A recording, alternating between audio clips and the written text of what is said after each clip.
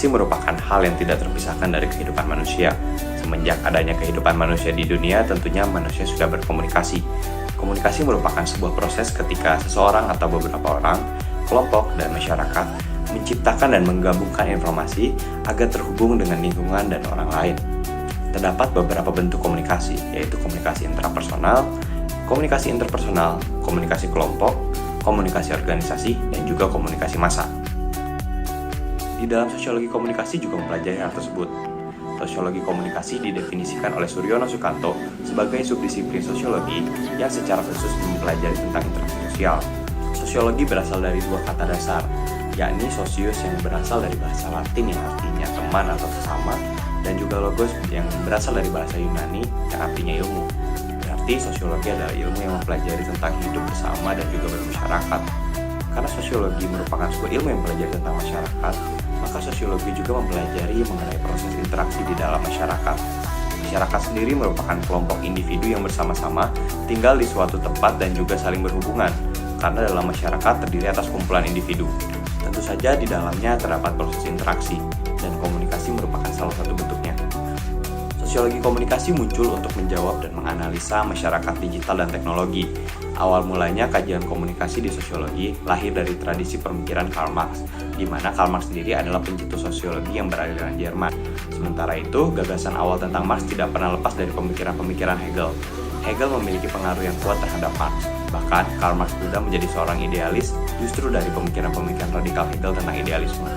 Kemudian, Marx tua menjadi seorang materialisme pun adalah sebuah pengalaman pribadi manusia yang prosesnya dengan konteks sosial dialami oleh Marx sendiri. Sosiologi sendiri sejak awal ada telah menaruh perhatian pada masalah-masalah yang ada hubungannya dengan interaksi sosial antara seseorang dan juga orang lain. Comte menyebutnya social dynamic, kesadaran kolektif oleh Durkheim, dan interaksi sosial Marx serta tindakan komunikatif dan teori komunikasi oleh Habermas adalah awal mula lahirnya perspektif sosiologi komunikasi. Dalam komunikasi juga persoalan makna menjadi sangat penting, ditafsirkan oleh seseorang yang mendapat informasi, karena makna yang dikirim oleh komunikator dan penerima informasi menjadi sangat subjektif dan ditentukan oleh konteks sosial ketika informasi itu disebar dan juga diterima. Beberapa konsep penting yang berhubungan dengan sosiologi komunikasi adalah konsep-konsep mengenai sosiologi, komunitas, teknologi telematika, komunikasi, dan juga sosiologi komunikasi. Perubahan sosial adalah proses sosial yang dialami oleh anggota masyarakat serta semua unsur budaya dan sistem sosial. Perubahan sosial terjadi ketika ketersediaan anggota masyarakat untuk meninggalkan unsur-unsur budaya dan sistem sosial lama dan beralih untuk menggunakan unsur-unsur budaya dan juga sistem sosial baru. Riwayat perkembangan komunikasi antar manusia adalah sama dengan sejarah kehidupan manusia itu sendiri. Menurut Nordenstreng dan Faris, dalam Nasution, ada 4 titik penentu yang utama dalam sejarah komunikasi manusia, yaitu yang pertama ditemukannya bahasa, yang kedua berkembangnya seni tulisan dan berkembangnya kemampuan bicara manusia menggunakan bahasa, yang ketiga adalah berkembangnya kemampuan reproduksi kata-kata tertulis dengan menggunakan alat pencetak, yang keempat adalah lahirnya komunikasi elektronik dimulai dari telegraf, telepon, radio, televisi, dan juga satelit. Bisa kita lihat pula perkembangan media komunikasi yang merupakan salah satu kajian sosiologi komunikasi. Di zaman dahulu, orang-orang berkomunikasi menggunakan asap. Cara berkomunikasinya adalah dengan mengepul asap secara teratur.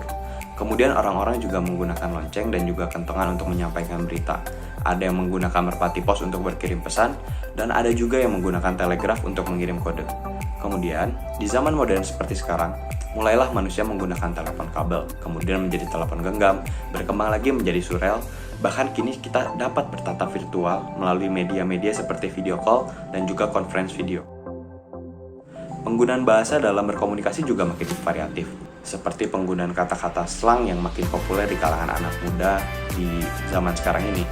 Dengan berkembangnya pola komunikasi dan juga media komunikasi, maka berkembang pula sosiologi komunikasi dalam bidang yang dikajinya.